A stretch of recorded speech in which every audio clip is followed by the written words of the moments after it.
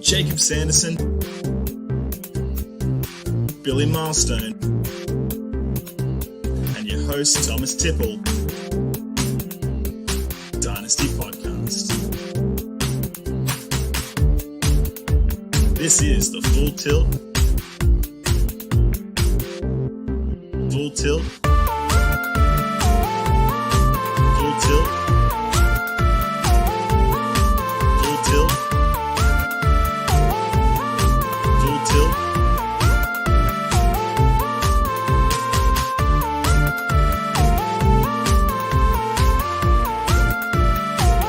Full Tilt. Full Tilt. Full Tilt. Dynasty Podcast.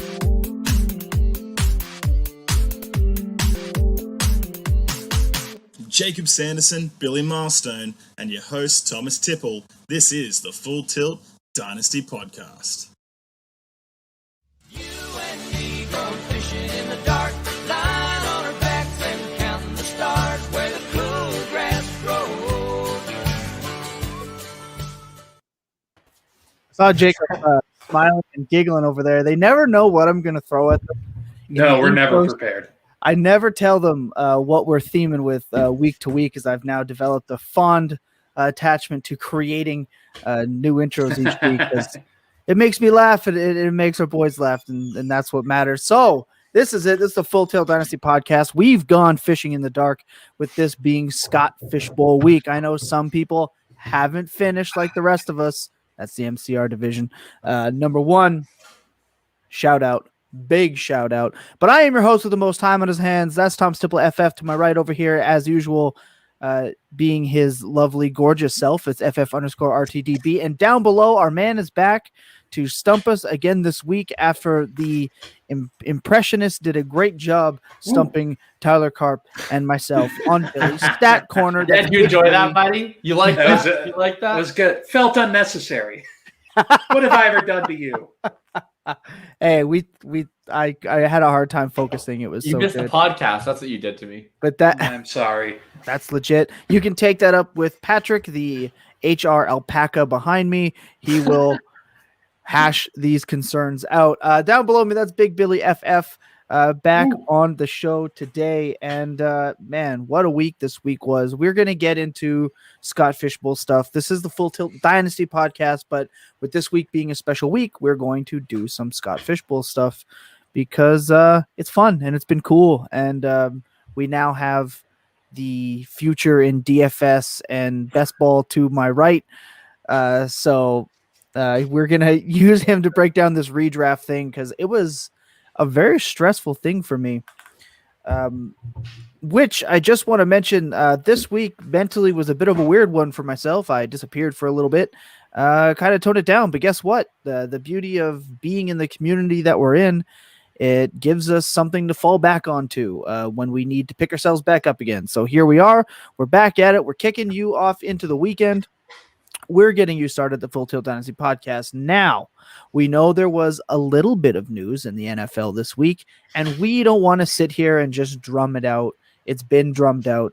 You've seen the tweets, the mocks, the sub tweets, the quote tweets, the look at this jackass tweets, the there's no way, or we got that. But what we are going to do is we're going to quickly just kind of run down a little bit of it and just kind of mention if we kind of give a shit or not. So, Jacob, Billy, do we give a shit that N'Keal Harry has requested a trade? This feels like I said it first before they cut me. Info, do we care at all? No, I haven't cared about N'Keal Harry ever. I didn't like him when he was coming out. I know he was an analytical darling, so I apologize. To be entirely honest, if I was better at fantasy football in 2019, I probably would have liked N'Keal Harry more. Like, I can acknowledge going back in time that it was probably a good process play. But at the time, I did this thing called watching film to determine how I felt about players. And I didn't like Harry because he's an outside clasher. And I just think that style of wide receiver is more prone to busting these days than the folks that are able to get out in space and make plays happen in the open field in today's NFL and with quarterbacks coming in. So I just think Harry's limited. We even saw in the trade request right? He wants to go to a place that values possession wide receivers. It's willing to force targets to possession wide receivers.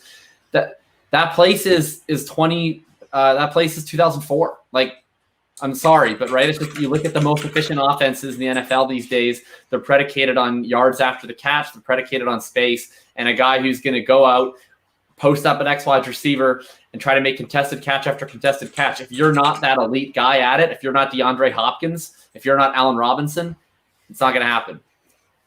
Yeah, I don't really think there's a place for him that's going to quote unquote revitalize his career. I mean, I don't see it. I don't see a spot. I could say Baltimore, but we've already got Miles Boykin. We don't need another one. So we're going to move on from N'Keal Harry, RIP, to his dynasty value. Camp speech. Look, a couple weeks ago, we talked about why we don't give a shit about camp speech unless it drives our own personal narratives, which should always be how coach speak works. Yep. But we have it listed here, a little tight end friendly. We got Dallas Goedert, Dan Arnold, and Anthony Ferkser getting some coach speak this week. Do we give a shit? Personally, I think as the resident tight end aficionado, I know I haven't been You are playing a up tight end. I know I haven't been playing up that character recently, but that was the original like Big Billy character. Also, I will acknowledge that, Jacob. Thank you for that. Going into what I was talking about, I mean, it's interesting. The only thing we ever want from tight ends is opportunity and the chance to catch red zone passes for touchdowns.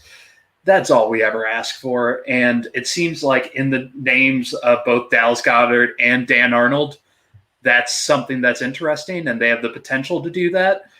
Does that push them above some of the other players that were going right above them? No.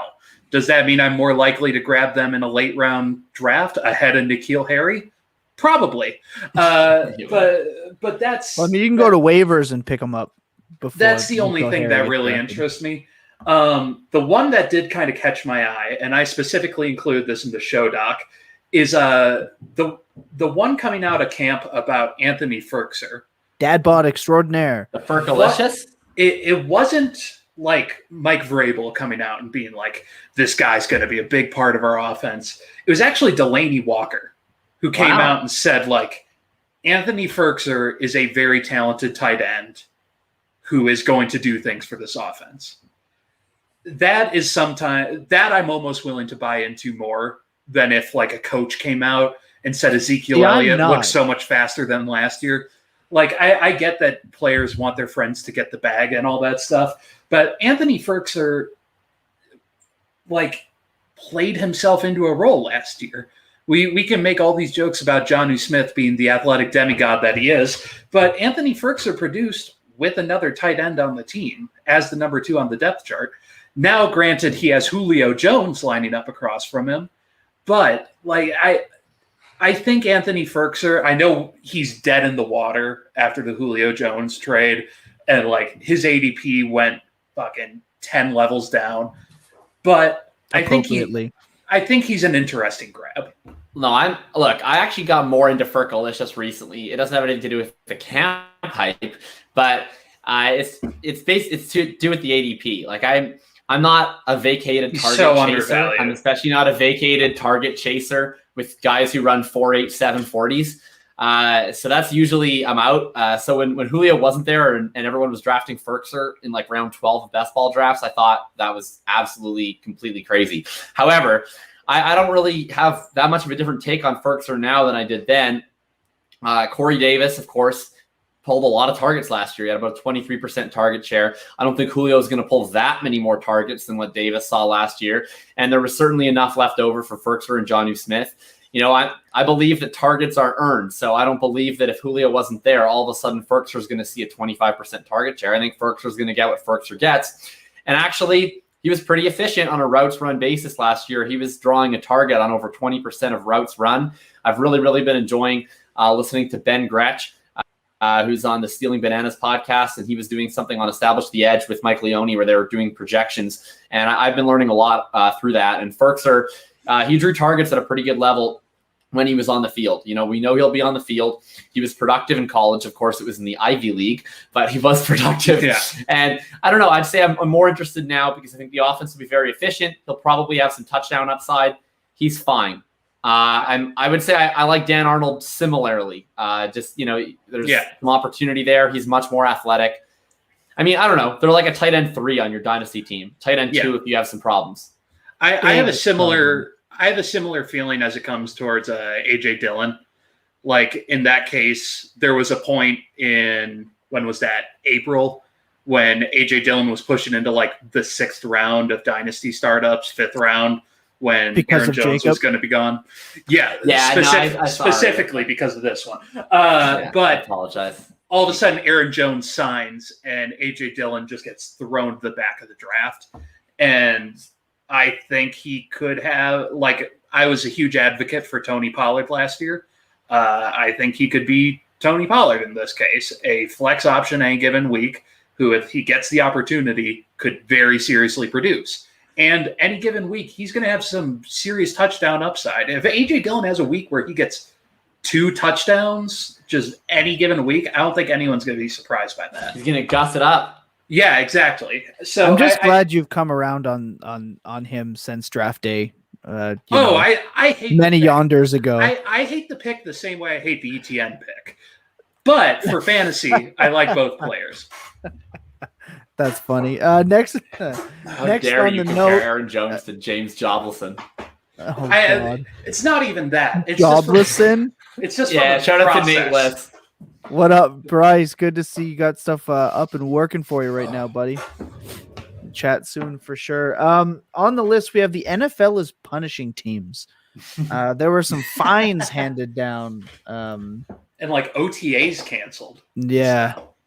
Which was great for San Francisco because they already canceled OTAs. They're like, all right, cool. Yeah. Cool. Yeah, Good exactly. OTA. Do we care about this? I actually like this, that teams are willing to do this because I mean, NHL should learn something from that. We're pro find the cheating Tampa Bay Lightning for being like $16 million over the salary cap.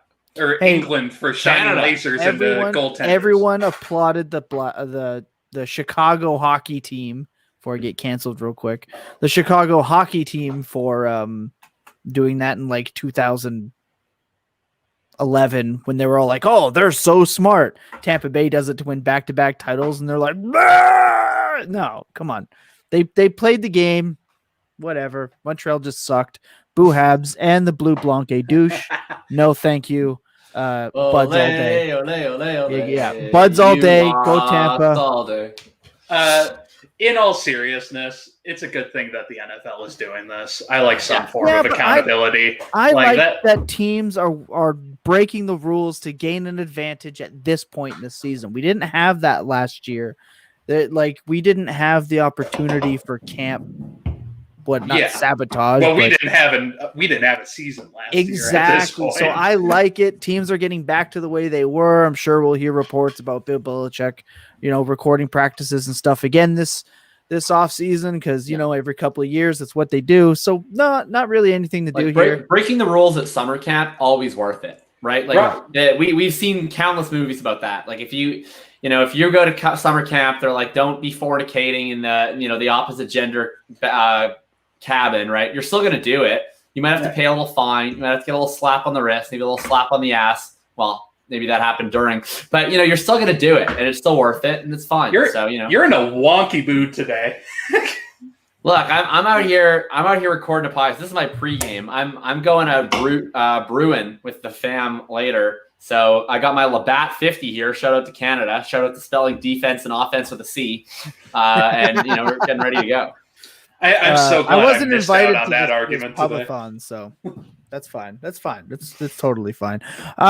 So that was our news. I got to come up with a video for that one. That was our not so high end news on the NFL this week. When we come back, we're gonna kick it into high gear like we do with Billy's Stat Corner as me and Jacob finally try to beat this sumbitch in trivia.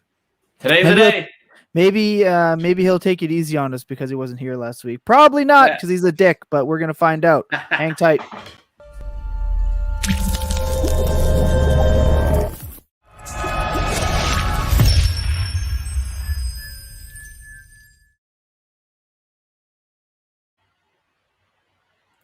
Okay, everyone. So, I thought I hit it there. So, for people who haven't seen Billy's Stat Corner, we're gonna have about 5 to 7 minutes to answer a trivia question that Billy has come up with in his evil genius self. We're gonna get 3 strikes to answer the question, and we're gonna get a hint. And the chat can be involved. Don't cheat. Don't be that person. We like cheating in professional sports, not in our trivia. And I think we've got a good shot this time. So, Billy, what is the question this week? Oh, he's All cracking right. his. You're a dick. Pretentiously cracking your knuckles. When fans think about big receptions specifically of, I don't know, 40 plus yards, Oh boy. a few certain players come into your heads. You're probably thinking of Tyreek Hill, Stephon Diggs, DK Metcalf, AJ Brown, Nelson Aguilar, J.D. McKissick.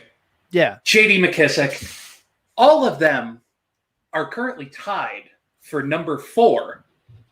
Well, I guess not currently, just in the 2020 season. They were tied for number 4 in 40 plus yard receptions. Okay. 3 players, so they were all tied with 5. 3 players were tied at number 1 with 6. Who are those 3 players? Okay, can you quickly name all the people you just ruled out again? Metcalf, Hill, Diggs, AJ Brown, Aguilar. Okay. All right. So And- three players had 6. 6 receptions of 40 plus yards. Diggs, Hill, Metcalf, Brown, Aguilar. Those are the rule outs. Yep, none of them are in there. All right. Okay, And we they're have all 3 wide receivers. You can't cheat and say They're like, all wide receivers. Okay. Yeah, you did you can't like say, what I did one's there, a Billy, tight with the end. Lamar Jackson Yeah, last that's week? good. Yeah, you piece of shit. Okay. Okay, so well, Devontae early- Adams has got to be one. He had right? Like that would stun me if he's not. I don't know if he had 640 yards. Yeah, he didn't have a lot of 40 yarders though. He chewed up a lot of ground, but deep balls aren't his. He had shit. one. He had one against Tennessee for sure. He had one against San Francisco for sure. I think it. Oh, I know one for sure. It's got to be Hang on. Lockett, right? I will jump in real quick, just because fans may scream BS on me on this. Devontae Adams also had 5, so he was tied with Diggs, Hill, Metcalf. Okay, that's cheater. I just didn't think he was that interesting of a deep ball target, so I didn't think he would get talked about that much. So I just didn't mention that. But there you Okay. go. Devontae Okay. Adams also had 5. All right. Okay. How about Lockett? Didn't Lockett have 6 in one game against Arizona? He could have. I don't know. He goes on his red zone targets are actually close. It's like weird. I can't imagine that he because Metcalf had 5, and you're gonna tell me that they had 11 receptions of over 40 yards as a team. Yeah, That and I seems think extreme. probably about 4 more for David Moore. Okay, we'll lock in Lockett. I mean, we'll Maybe I'm wrong, but I feel good about no. Lockett. Okay, let's go Lockett. Tyler Lockett is not one of them. Oh, I'm sorry. You nodded your head, and you're a Ah. dick. Okay, well, I'll let you take the I'm next trying one. to pull stats. David Moore had 3, and Tyler Lockett also had 3, Wow. Okay, that's what I thought. which was a lot lower than I thought. 40 yards. It can't be someone like Hopkins because he only runs 8-yard No, comebacks. He only runs comebacks. Fuller might have, although he only played 11 games. 6 of 40. That's what's tough. Is it's 6 of 40. It's not 6 40-yard touchdowns. It's just 6 receptions of 40 yards. That's what's tough because those guys get those receptions and people don't care as much because they didn't like take it to the house or whatever. Now, I Evans, maybe? will save that a little bit. At least 2 of these players were in the top 30 of wide receivers last year. So this isn't like I'm pulling some crazy obscure player. Okay. And they're all at least number 2 on their depth charts in the NFL. Okay. He's number 2. All right. They're very specific hints. Yeah. All right. So I- Evans was the guy I was thinking about. Fuller was the guy I was thinking about, although Fuller probably didn't play enough games. This is very interesting. I don't think Last Hollywood season. actually had that many last year, did he? No. Okay. He didn't have 6. That's the thing, is it's 6. Like, that's a lot to break free out of. 40-yard receptions. Okay. Man. Definitely the number 2 at least on the depth chart. They were top 30. Austin in the chat with good ideas, ruling out every Pittsburgh wide receiver. Yeah, definitely. Good call. Yeah. Good call. I'm not good sure. call. Do you think Juju had 6 over 4? He might. Oh, that's savage. Surprisingly, Deontay Johnson did have 4. What? Wait, Those he had are catch- 4 those are- catches those over are- 40 yards, and his those yard are per catch target and was still runs. like 6. Yeah, catch and run. That's a reception. Those are catch Oh and my runs gosh! for sure. Wow. Okay. Okay. I do have another fun stat if y'all want me Feel to free. eat up the Feel airways free. while y'all think. So I tweeted this out yesterday, but this is something I found that was very fun while looking this up. Last year, Tyron Johnson had 5 receptions, and 4 of them were for more than 40 I yards. was literally gonna say, Oh I was my gonna say, God. what about Chargers randos? Because I continue to remember Justin Herbert throwing very long passes, and then I'd be like, who is that? It's not Keenan Allen, it's not Mike Williams, and sometimes it was Jalen Guyton, and sometimes it was Tyron Johnson. It was just like a You have a bunch of good idea. random dudes. You have a good idea. Tyron Johnson and Jalen Guyton both had 4. So Wow. they're the same person, I think. Okay. I'm- Well, any of the Dallas receivers might have done it with their I think backups. Cooper, if anything, but I'm not sure that he did. But I think Cooper would have been the most likely. Lamb was mostly just getting short stuff in the slot, I think. I don't know if Gallup had enough catches. McLaurin might be somewhat interesting. I remember him having a couple big catches and runs, but I still don't think so, because he had Alex Smith not Yeah. throwing him the ball. JD McKissick, targets are earned. Man, this is a really I tough feel like one. Fuller Billy, or man. Cooks, Deshaun Watson led the entire NFL in yards per attempt, by a lot. He was just gunning it downfield. I feel like Fuller or Cooks might have. I guess Cooks may be more likely I because was he played gonna say, the whole season. We could go Cooks because Fuller missed a lot of time. Yeah, But in Fuller's time, he was fucking balling. yeah, he was constantly getting deep targets. Felt like every single game. Marvin Jones, another kind of interesting one. Justin Jefferson hasn't been mentioned, and he obviously had a massive season. With not a lot of receptions. I'm willing to go Brandon Ridley. Cooks. I'm willing to go Brandon Cooks. All right, sure, Brandon Cooks. Brandon Cooks had 3 receptions of 40-plus yards. Fuck. In that ranking, he was tied with Jared Cook. Wow. Okay, well, this is not a very good start for us here. This Fuck. isn't gonna go well. There's Okay, well, what many about just wide receivers receivers in that the are really NFL. good? Ridley was obviously awesome last year. Yep. Justin Jefferson was awesome last Yep. year. What about your guy DJ Moore? He scored. He was only he either caught no balls or he had 40-yard catches. I don't think he had 6 though. Okay. Okay, so there's the one against he had 2 against Atlanta. He had man, you might be onto that one. He had the screen pass he caught and he took it. That might have been yeah. Oh, for our last strike to end it on DJ Moore. It'd be heartbreaking if we're wrong. Ridley, I would think. Well, but Ridley sucks after the catch. He's he kind of catches it and falls down. What about Mike Evans? I feel like Mike Evans is a guy that gets a lot of deep targets. Okay, so we've got Mike Evans, DJ Moore, Justin Jefferson, all in. Who do we like? Jefferson Who do we had like one more? against Tennessee where he did the gritty. He had another one against Atlanta. He had a Where he big did the catch- gritty. Yeah, well, he does that every time. He had a big catch against Chicago that he didn't score on. I don't know, man. Whoever you want, Tom. I think we're losing this no matter what. We're behind the 8 ball for sure, but I'd like Yeah. to try to pull one. These are really, you might be the most annoying trivia host of all time, but we are running out of time. So let's lock in. Seems really obvious, but let's lock in Mike Evans. Mike Evans is not one of them. Oh God, that's Y'all- our worst showing. This is Y'all- straight bullshit. Y'all said 2 of them, and one of them was the answer to 2 weeks ago's question. Marquez Valdez-Scantling had Oh my 6. God. Miranda Marquez Hadigan. Valdez-Scantling had 6? Yep. And then DeAndre Hopkins had 6. Wow. What? And Wow. DJ Moore.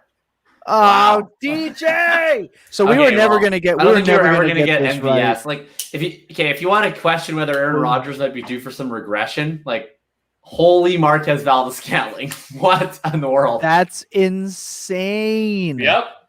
There's no way. I am pulling these Wow. stats from NFL. And if he could actually, how many would he have had then if he could catch a ball? Oh my gosh. Oh God! So I'm just gonna answer 3 receptions, and 6 of them were for 40+ We yards. just have to Oh my every God. week now just say MVS. That's why. Billy's gonna find a way to put him into every stat. So we got to be okay. So that was Billy's stat corner. He beat us again, as you can see. He moves to 6-0. We suck. We suck so much. Undefeated in Billy's stat corner. We're gonna sharpen our skills. We I tried never to know trim what this he's one doing. down for y'all. We yeah. Well, great job, Billy. It was a great job. So when I just didn't want y'all guessing Tyreek Hill because that seemed really obvious. I mean, I definitely would have guessed Tyreek Hill. That- Yeah, that that would've been the 1000%. first guess. that would have So- been a smart move. when we No, come he back, can beat MVS. when we're You gonna could beat Aaron Jones in that race. We're going to take a second. When we come back, we're going to go fishing as we talk a little bit about Scott Fishbowl before we get out of here on today's show. So sit tight. We're going to be right back. Don't go anywhere. We'll be here.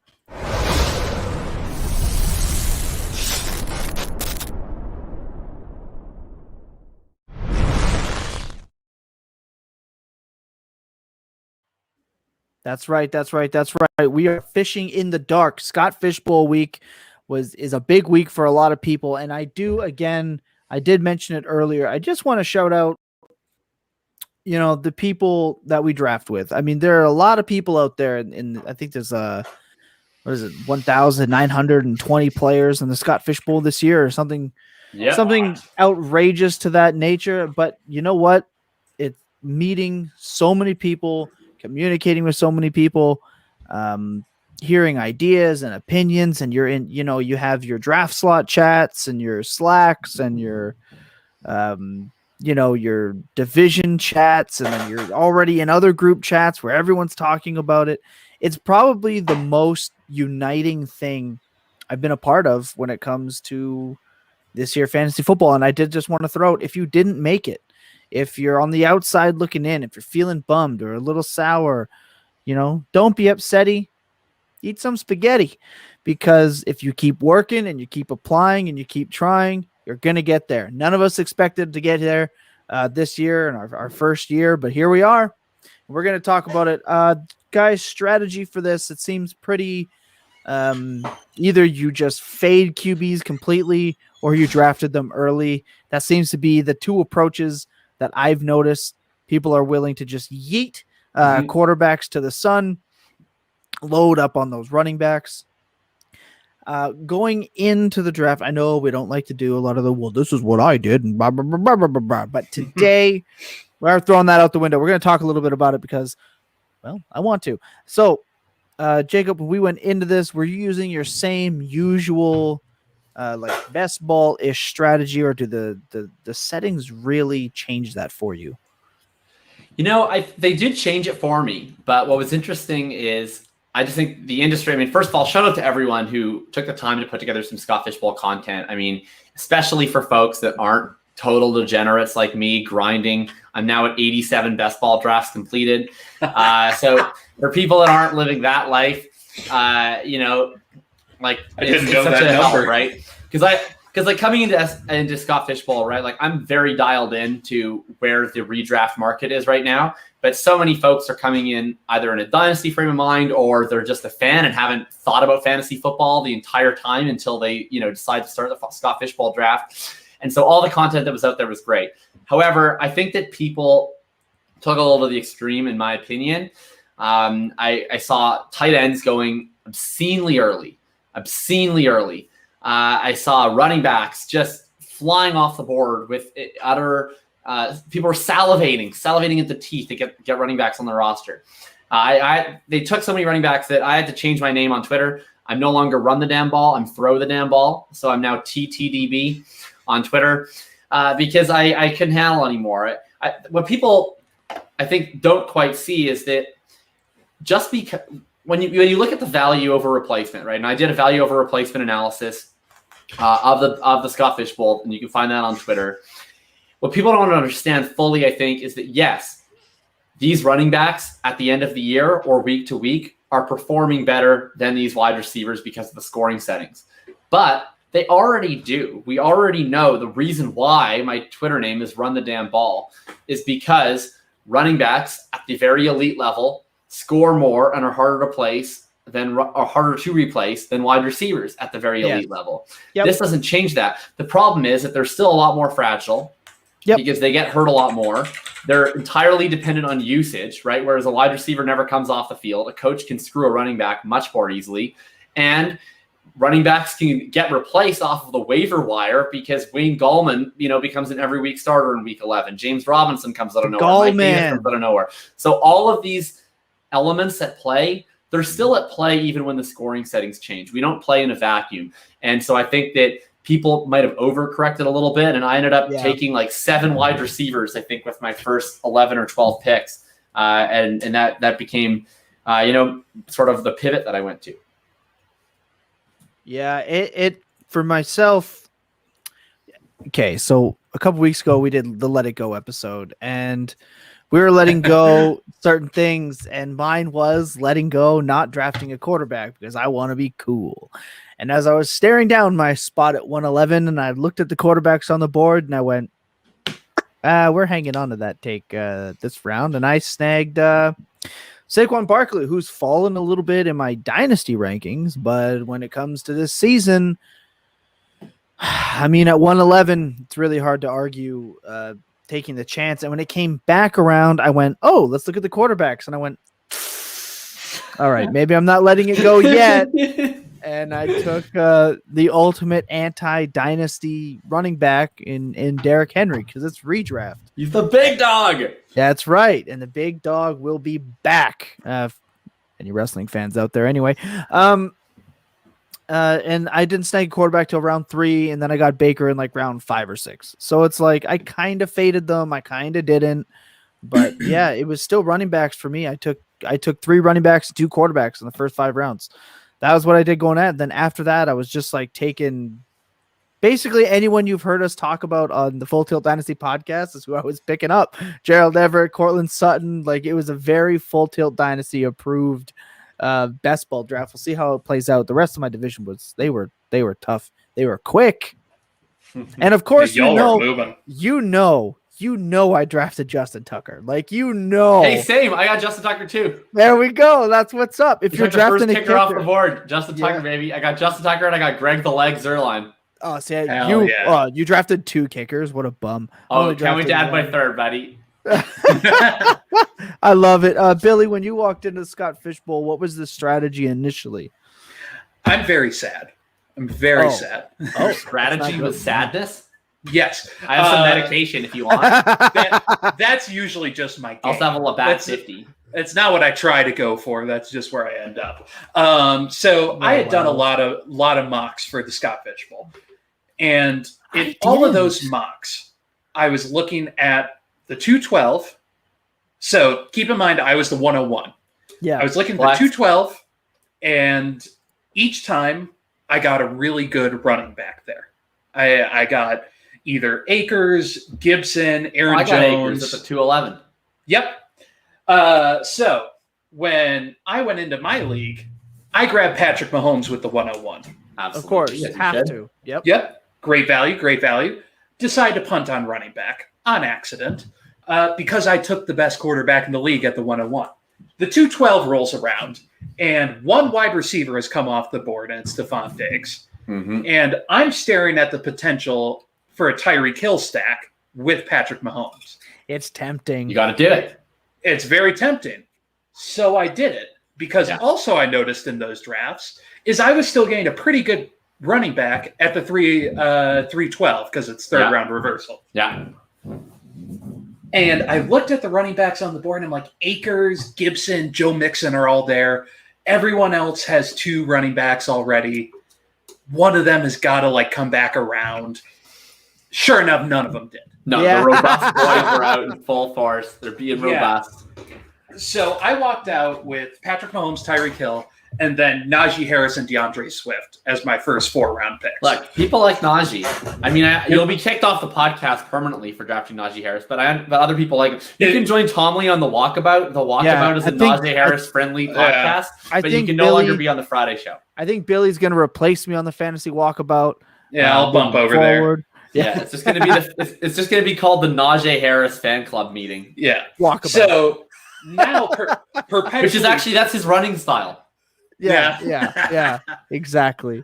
So perpetually throughout the draft, I felt like I'm behind on running backs. So usually when I play redraft, it's hammer RBs, draft whatever I need the rest of the way. And now I haven't done that, so I feel like I need to continue grabbing running backs at least every 4 picks or so, because I'm a mess. So I go out and grab CeeDee Lamb and Julio Jones for my wide receivers 2 and 3. That's awesome. I love it. Which I really like. I like that. Then Derek Carr is my second QB. And then I just started feeling this need. Every time I looked at running back and I was on the clock, I'm like, ooh, he's still on the board. He's still on the board. That's how I feel about heroin. Yep. So now I have Mike Davis and AJ Dillon as my RBs 3 and 4. Mike Davis, that is the most fucking man without a hat pick I've ever seen in my entire life. Vanilla. That is the kind of pick that makes your wife leave you. Like get it all out. Embarrassing. Get it all out. Come on. If Tom took Mike Davis and Scott Fishbowl, I would call Aaron the very next morning. I would say, look, I found out something terrible. And she'd be like, what's going on? I'd be like, he did something that's like entirely inappropriate. It's really off brand. You're like, oh, like, is he stealing money? Like, no. Oh, like, is he having like an addiction problem? No. Did he kill someone? No. He drafted Mike Davis. And I think you need a divorce. My PC Jacob is about to message my girlfriend on Facebook. Yeah, he's gonna find him. Luckily, I don't have her on Facebook. You brought up a lot of good points, though. Well, finish your bit. I want to talk about the stacking because that's been such a crazy debate on Twitter. And then I want to talk about the running back a little bit.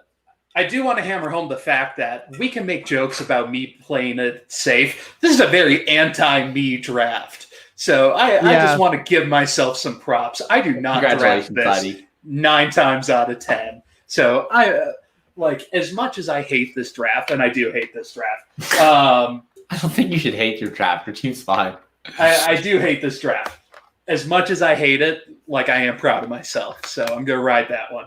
Also, we mentioned Saquon earlier. I want to mention in my league, Austin Eckler went ahead of Saquon Barkley. So that's bad. That's just I just thought that was fun. I guess for redraft PPR coming back for the ACL, I get it, but I get the reasoning behind it. I wouldn't do it, but I just thought that was something worth mentioning. That is interesting. People love Eckler. I don't know if you heard, but on Twitter, a lot of people ask why everyone's sleeping on Austin Eckler, which is interesting because he goes in the first round. So I think I actually don't think anyone is sleeping on Austin Eckler, but he's now in the Allen Robinson zone where people just type in all caps, why do you hate Austin Eckler so much? But then it's like, no, everyone likes him. Yeah, good luck. Go try to trade for Austin Eckler and go find out. Sleeping. Yeah, I want to start compiling Twitter threads that I just name a player. I think a great one is Brandon Cooks. And just every time I see a tweet that's like, why does no one talk about Brandon Cooks? Why is Brandon Cooks the most underrated? Just retweet that into the thread. So I just have a thread of 300 tweets. You will find any excuse. I love Brandon that Cooks thread, Billy. He's your favorite player. I love that. That's such a good idea. So it's so easy to do because 700 people I want to on talk Twitter. about. I'm going to put up a poll. I want to put up a poll on the Dynasty Tilt account, which you should definitely be following on the Bird app. Mm-hmm. If you're following any of us, you should need to be following over there. 100%. I wanted to put up a poll on which Full Tilt Dynasty podcast member has the best running back squad. So we're going to run it down. Me. We're going to run it down real quick. We're going to start with Billy. Who are your running backs for the Full Tilt, or not for the Full Tilt, for the Scott Fish Bowl? The Full Tilt Bowl. I've had Najee Harris, DeAndre Swift, Mike Davis, and AJ Dillon. And I like drafting DeAndre Swift because Jacob now agrees that my running backs are better. No, okay, you're going to know why I think your running backs are better when I tell you who my running backs aren't. Daryl Henderson. Keeping in mind No. at the time we're doing this, these guys haven't finished their drafts. So Look, no, I've finished. I'm done with drafting running backs. Okay, here's the thing. So I started with a Dynasty account, right? Now I know Tom made a very funny meme that I have now become a best ball account. First of all, wait till TFS season. But like I draft running backs in Dynasty because there's like 20-person benches. So you don't go to the waiver wire and pick up league-winning running backs in Dynasty. It doesn't happen. You also, like all of these running backs, the Gallmans of the world that you just get to interchange and put on the running back assembly line and just rotate through. Like if you're investing in those guys, you don't get anything out of them because they just die at the end of the year. So I actually want to prioritize these long-term workhorses. But I get it. Like I'm not against the 0 RB build in a redraft format. I totally get the theory. And usually in redraft, I'm drafting 1 or 2 running backs, and then I just stop because I'm going to get the best wide receivers, best flexes possible, and we'll see what happens. Like I'm willing to bet on my running backs, especially in a 1,920-person tournament. I want to bet that my running backs are staying healthy because if they don't, I lose anyway. Like I don't really care, right? Like I'm playing to win. So I'm going to bet that my top backs will stay healthy. And then I'm going to scam the waiver wire, and I'm going to try and get these high upside guys or low upside guys that I can plug and play occasionally. So with that being said, I took my first running back at 211. Of course, it's my main man, Cameron Akers, Cam the Ram. Then at the 402, I took Clyde Edwards-Helaire, throwback to last summer, Jacob. And then I didn't take another running back until round 14, which was Latavius Murray. And then I took Kenny Gainwell in round 18, and I won't be drafting any more running backs. So that's it. okay, well, it's going to be an easy poll here. We might have to change the question. The running backs for myself, it goes Saquon, Derrick Henry, J.K. Dobbins, Nyheim Hines, and the future league-winning Jared Dokes. Late. There are some. So I'm going to run that poll anyway because I feel like winning one. But go for it, buddy. Yeah, you deserve this. I got to boost that ego. You deserve it. Putting myself above Jacob at any time. It's good for the ego. I found it hard. Moving on from just base strategy, I found it hard personally to shake dynasty tendencies in these drafts because, again, we're not lunatics like Jacob out here best balling our way to victory. 2 times a day, 87 times already. He's going to hit 300 this year, I feel like. No, I'm not. I'm not Spartan.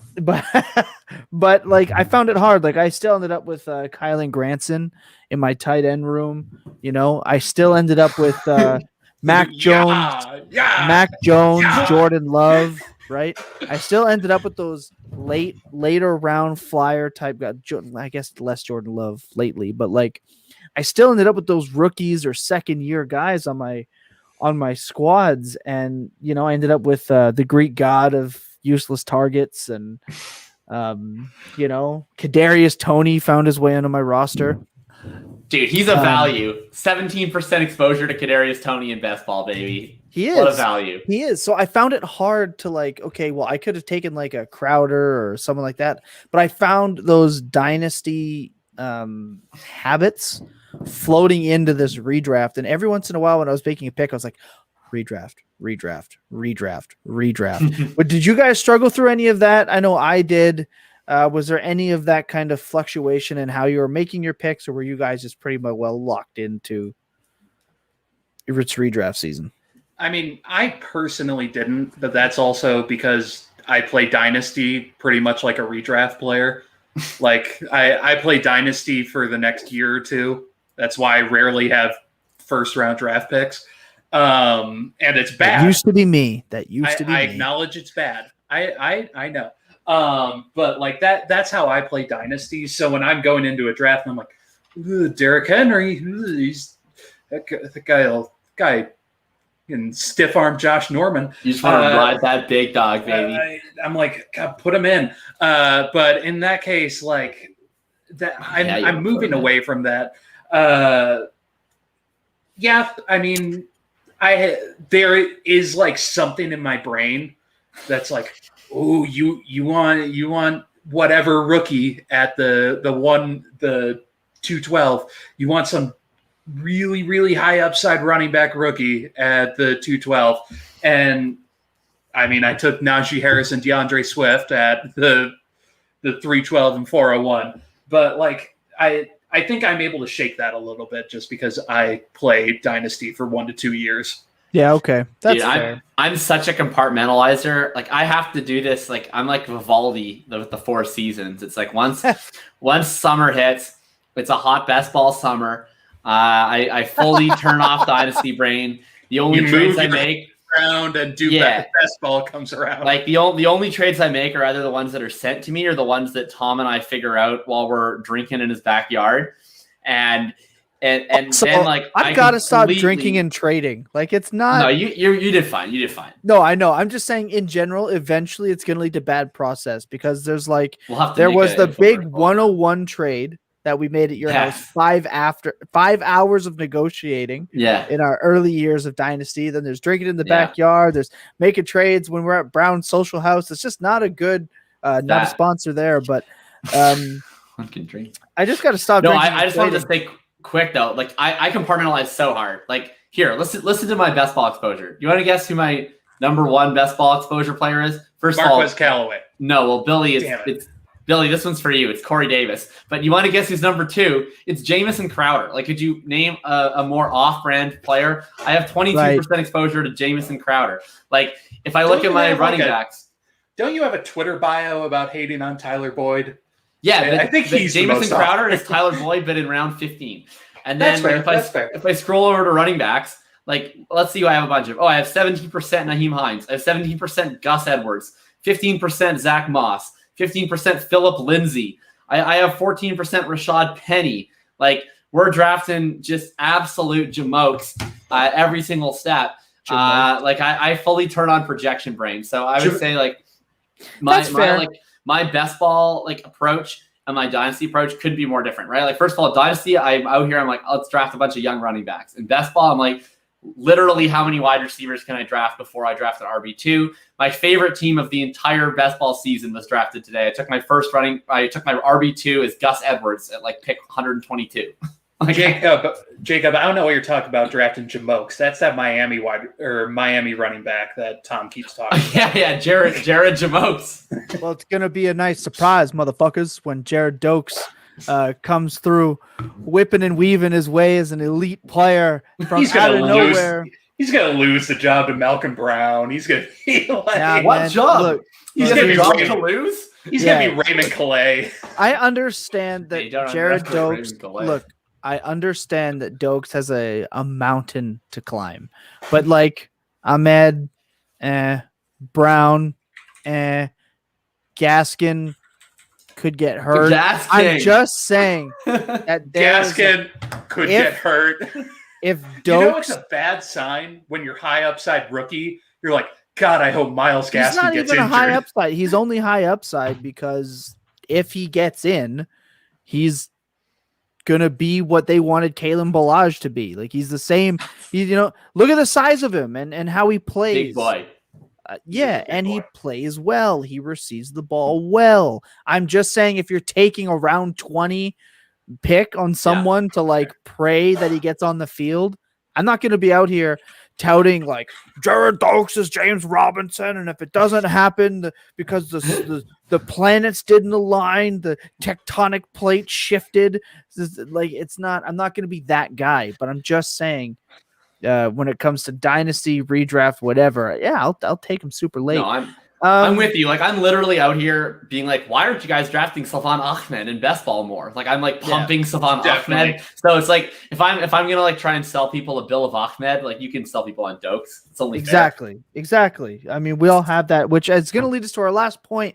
Gonna be a real clean show today. With time, no the people VRTDB this week. No arguments this week. It's a very mellow show for this Friday. Yeah. That's okay. No, we're not going to start doing the whispering thing. That's crazy. I want it is very, that stuff is super weird to me.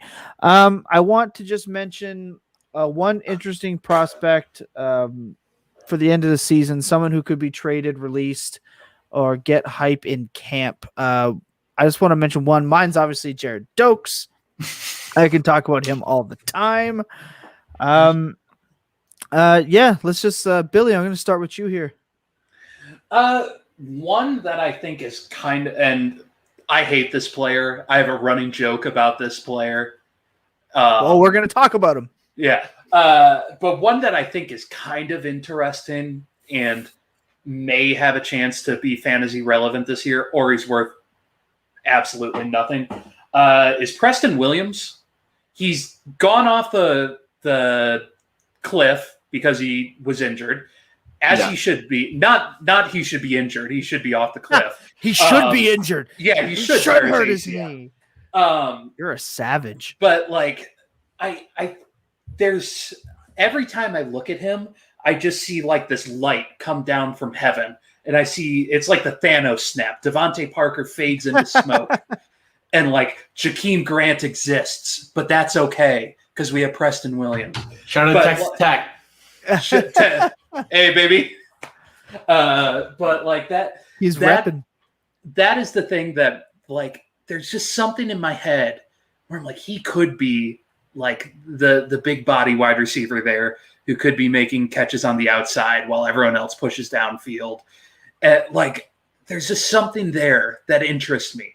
And if he's still there and like something happens with Devonta Parker, because I think that could be the case, I think there's something there for him to be fantasy relevant. This is a very deep shot. This is like when there's like 6 games left in the NBA season, and they're like, these 17 things need to happen for the Jazz to make the playoffs. I wish my Bucks could win a damn game. But in that case, like that's just my feeling on Preston Williams, and they love him in Miami. I swear to God. Reports I there. swear to God, Yes, they love him so much that they signed Fuller and drafted Waddle. Well, sure, that's fine, but he doesn't play their role like that. I swear to God, if Maddie sends me one trade for Preston Williams now because you've mentioned his name, I'm going to find you in Texas, and I am going to do damage. That's fine, but like we love you, Maddie, but that was a rough period. That was like a really rough couple of weeks where every trade involved Preston Williams. I think I have him in FNL. That's so Probably. funny. You should cut him. Yeah, you definitely should. Like shout out to Tennessee Volunteers, even though he transferred to Colorado State. But like, still shout out to Tennessee Volunteers. Yeah, you got to get it where you can because Tennessee's Eric Gray, Preston Williams, same. Well, sorry, hey, no, they are not the same. They are not the same. Raiders. Hang on. This is completely irrelevant, and this probably won't exist by the time this goes up. You mentioned to cut him, so I went to check the waiver wires on Sleeper. And currently, a free agent wide receiver named Alec Torgensen is projected 422 fantasy points this year, with 4,700 passing yards and 35 touchdowns. I don't know what happened with that, but that's a fun thing. Pick him up. He's going to be the league winner. Jacob, who's a player that fits this category for you here before we get out of here? Yeah, so, there's someone out there, okay? They played college football at Cincinnati. Okay. They're a running back. Okay. They have very good size-adjusted athleticism. Jared Dokes? All right. They're probably third on the depth chart, right? You might be thinking of Jared Dokes. But there's another one. His name is Mike Boone. And he is on the Denver Broncos. Look, I understand that Melvin Gordon still carries quite a significant dead cap hit. Something just feels off about that situation. They traded up. They got Javonte Williams. All the beat writers seem very, very down on Melvin. He gave like kind of a weird interview where he seems a little bit standoffish. He doesn't show up to OTAs.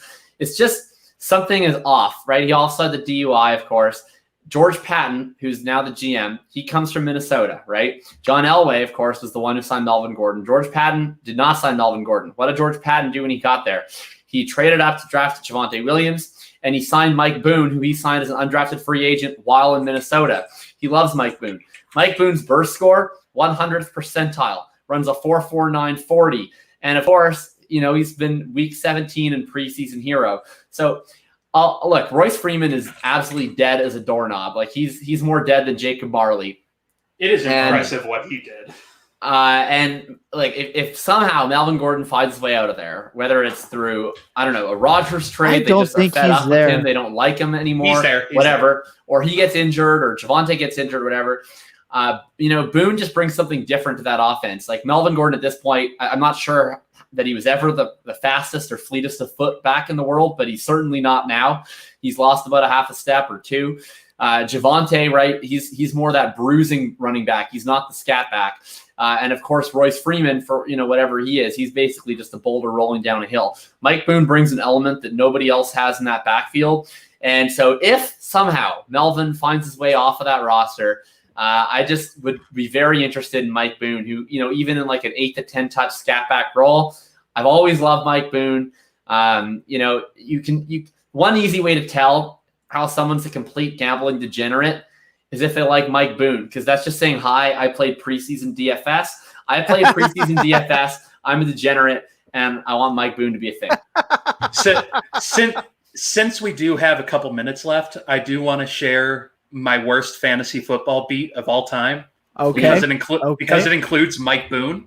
Okay. And this is the one time I ever get to talk about Mike Boone. So this was before I knew y'all. So y'all don't even know this story.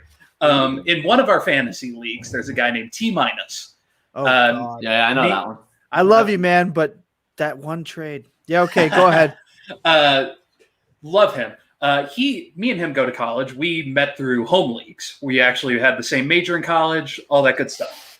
In one of our home leagues, me and him went to the finals. This was Christian McCaffrey's God tier year. Hello, Kat. I had Christian McCaffrey and Lamar Jackson. I was absolutely destroying. He had Saquon Barkley, who had done nothing all year. And then he had 40 points in the playoffs. My number 2 running back was Mike Boone. No, you did it. You did it. You did the Monday Night Boone. Because week 15 against the Chargers, Dalvin Cook was injured. Yeah. Alexander Madison was injured. Yeah. Mike Boone had 13 carries for 56 yards and 2 touchdowns. Yeah, because he's the GOAT. That play got me into the championship. You played him again, didn't you? The next week, he played the Green Bay Packers. Yeah, it wasn't great. I needed Mike Boone to outscore Equinemius St. Brown by 8 points. Yeah, it didn't happen. I needed 8 points. Mike Boone had 11 carries for 28 yards. I remember that one. Amir Abdullah was heavily involved in the second half. I lost $200. Wait, can I ask you a more pressing question? Why was he starting Equinemius St. Brown? I don't remember what was happening with this. Is this a like start 17 league? Like why was Equinemius St. Brown being played? There was something happening where like both our teams were completely injured. Like I remember I was playing Zach Ertz, who was running on one leg at this point. Like we were so far down the depth chart, but like I just needed him to score more than 8 points. Sorry, Boone. Yep. So there's my maybe Mike Boone this year, like Jacob said, it's a chance for him to redeem himself in the eyes of fantasy managers all over the place. And then the next week he had 148 and 1. So yeah, I was at that game. I was live in Minnesota at US Bank Stadium to watch him put up 148 and 1 on the Chicago Bears. Pisses me off. Tom didn't come on that trip because he's lame. Also, the Packers sucked at run defense. They still do. Why did they always do? They don't try. Mike Patton's like, you guys, you rush the quarterback. If they run the ball, whoops. Yeah. That's their problem, not ours. They'll figure it out. Look, Mike Patton does not give a fuck if you run the ball. Look, we kept it light today. Just guiding you into your week and your weekend. Closing it off for you. We talked a little Scott Fishbowl, a couple of prospects, a little bit of strategy. Got our balls busted in the stat corner. But all in all, it's always a good time when we get to come on here and chat with everyone. So a couple of things before we clean house. You need to be subscribed to the Dynasty Vipers YouTube channel. You need to be subscribed to the Full Tilt Dynasty Podcast YouTube channel. You need to be over there on the Bird app following myself at Thomas Tipple FF and FF_RTDB. I refuse to use the other name. And Big Billy FF down here below me.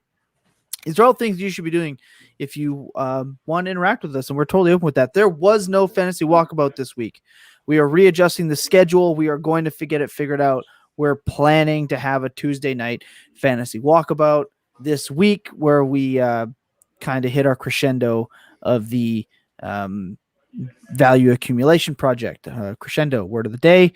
Not one I thought I'd be using today. But anyway, as we always like to do, I just want to tell you that if you agreed with everything you said, you can let us know. If you disagree with anything that we said, you definitely got to let us know. If there's anybody that you think that we should be getting onto the show with us, well, guess what? You let us know who that is. We're going to reach out. We're going to try to make that happen. We do have somebody in the works right now. We're just kind of trying to work out a schedule. They're a very busy person. You know them pretty well. You're either going to keep subscribing or you're not going to subscribe anymore when you figure it out. But guess what? We're looking forward to it nonetheless.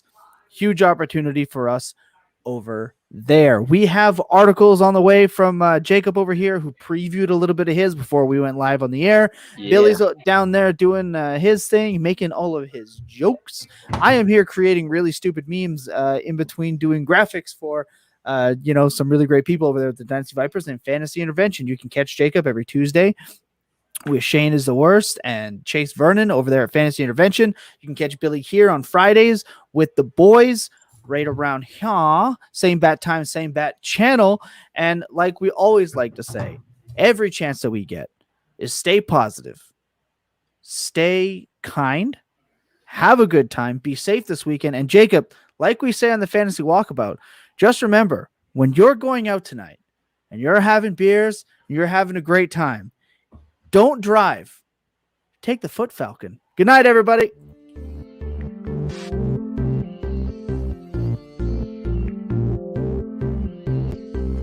Jacob Sanderson, Billy Milestone, and your host Thomas Tipple, Dynasty Podcast. This is the Full Tilt. Full Tilt. Full Tilt. Full Tilt. Full Tilt.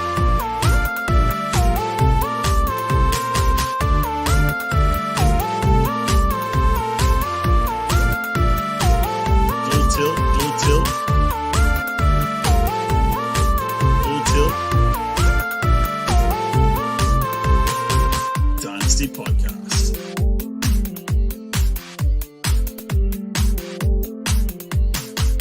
Jacob Sanderson, Billy Milestone, and your host Thomas Tipple. This is the Full Tilt Dynasty Podcast.